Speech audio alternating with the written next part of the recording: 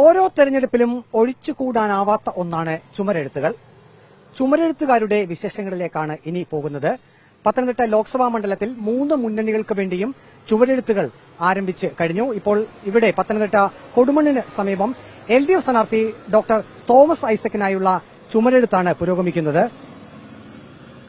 ഇപ്രാവശ്യം ആര് ജയിക്കാനാണ് സാധ്യത? ഈ മണ്ഡലത്തില് ആര് ജയിക്കുന്ന അറിയത്തില്ല, എല്ലാം തീരുമാനിക്കുന്നത് ജനങ്ങളല്ലേ, അതുകൊണ്ട് നമുക്ക് ആരാന്ന് പറയാൻ പറ്റത്തില്ല.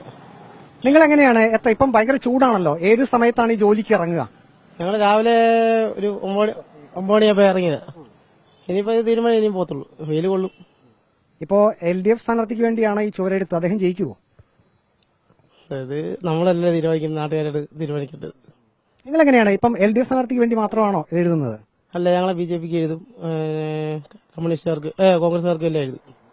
അപ്പൊ അല്ലേ നമ്മുടെ സുഹൃത്തുക്കളാ, അവര് പറഞ്ഞ് നമ്മൾ ഇതെല്ലാം എഴുതുന്നത്. 3 മുന്നണികളും നമ്മുടെ സ്ഥാനാർത്ഥി അല്ല, നമ്മുടെ കൂട്ടുകാരാണ് അല്ലെ? എല്ലാവരും നമ്മുടെ സുഹൃത്തുക്കളാണ്. ഇപ്പോഴാ BJPക്കാർ ഇനിയും എഴുതുന്നുണ്ട്, കോൺഗ്രസിന്റെ എഴുതുന്നുണ്ട്, എല്ലാവരും പറഞ്ഞിട്ടുണ്ട്. അപ്പൊ അതിനനുസരിച്ച് നമ്മൾ എഴുതുന്നത്. ഇതില് നമ്മള് വെയിലൊന്നും കാര്യമൊക്കെ ഇതില്ല, എഴുതുക. വെയിലൊന്നും ഒരു പ്രശ്നമേ അല്ല, വെയിലൊന്നും ഒരു പ്രശ്നമല്ല, എഴുതുക.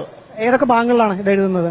ഇപ്പൊ ഞങ്ങൾ എഴുതി ചന്ദനപ്പള്ളിയാണ് തുടങ്ങിയത്. ചന്ദനപ്പള്ളി ഉണങ്ങി അന്തിച്ചന്ത, പിന്നെ പിള്ളേരുമുക്ക്, പിന്നെ ഈ സൈറ്റ്.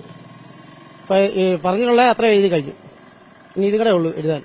ഇതെങ്ങനെയാണ് ഒരു ചുവരെഴുത്ത് എഴുതി തീർക്കാൻ എത്ര സമയം എടുക്കും? അതിപ്പോ ഇപ്പം 20 അടിയൊക്കെ ഉള്ള ആണെങ്കിൽ ഒരു ദിവസം കൊണ്ട് തീർക്കാം. 20 അടി നീളത്തിലുള്ള ഒരു ഫ്ലെക്സ് ബോർഡാണെങ്കിൽ അത് ഒരു ദിവസം കൊണ്ട് തീർക്കാം. ഡോക്ടർ തോമസ് ഐസക്, അനിൽ ആന്റണി, രണ്ടുപേരുടെ പേരാണ് ഇപ്പൊ പ്രഖ്യാപിച്ചിട്ടുള്ളത്.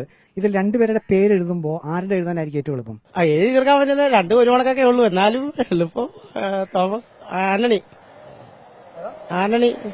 ആന്റണി അത് UDF സ്ഥാനാർത്ഥിയാണ്. അല്ല, മറ്റേ പ്രഖ്യാപിച്ചിട്ടില്ല, സ്ഥാനാർത്ഥിയാകാൻ സാധ്യതയുണ്ട് ആന്റണി. നമ്മളിപ്പോ ഏത് പേര് പറഞ്ഞാലും നമ്മൾ എഴുതും, അതിന് സമയമൊന്നും നോക്കത്തില്ല. നമ്മുടെ ഒരു കഴിവിനനുസരിച്ച് എഴുതും, അത്രേ ഉള്ളൂ. പേരൊന്നും നമുക്കൊരു വിഷയമേ അല്ല, ചെറുതായാലും എഴുതും.